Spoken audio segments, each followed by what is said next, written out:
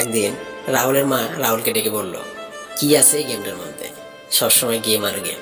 রাহুল একটু হেসে বলল, ও তুমি বুঝবে না মা। তার মা রাগি চোখে রাহুলের দিকে তাকিয়ে থাকে। রাহুল একটু ভয় পেয়ে যায়, কারণ সে জানতো বোঝাতে পারবে না তার মাকে কেন এত গেম খেলে। গেমটা তার কাছে আলাদা কিছু না, এটা তার এক শান্তির জায়গা। তার মা আবারও বলল, পড়াশোনা করার সময় তুমি জিরো, গেম খেলার সময় তুমি হিরো। সারাদিন মোবাইল নিয়ে বসে থাকিস। রাহুল চুপ হয়ে গেল, কোনো উত্তর দিল না। সে শুধু মাথা নিচা করলো, কারণ তার ভিতরে এ কথা কেউ জানে না। গেম খেললে সে সব ভুলে যায়, তার কষ্ট, তার চাপ, সবকিছু একটু সময়ের জন্য হারিয়ে যায়। জীবনের টেনশন সব মিলিয়ে সে ক্লান্ত, কিন্তু কাউকে বলতে পারে না। তাই গেমটাই তার আশ্রয়। গেম খেললেই সে অন্য জগতে চলে যায়, যেখানে সে একা না, সেখানে তার বন্ধু আছে।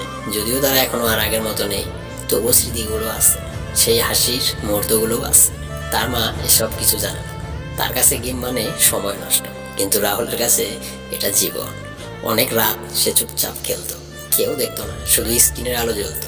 তার চোখের ক্লান্তি থাকতো, তবুও খেলতো, কারণ ওইখানেই সে শান্তি পেত।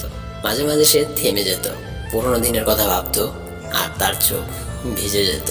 তবুও আবার খেলতে শুরু করতো, কারণ থামলে তার কষ্ট বাড়ে।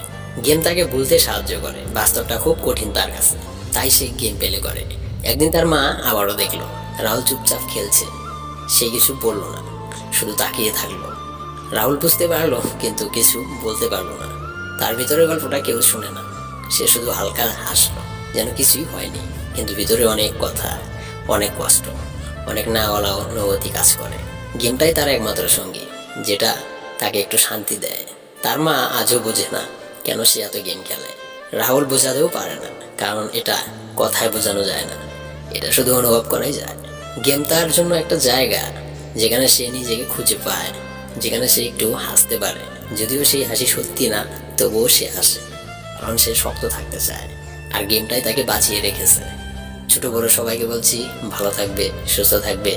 ভিডিওটি ভালো লাগলে চ্যানেলটি সাবস্ক্রাইব করে পাশে থাকতে একদম ভুলবে না। আবারও দেখা হচ্ছে পরবর্তী ভিডিওতে।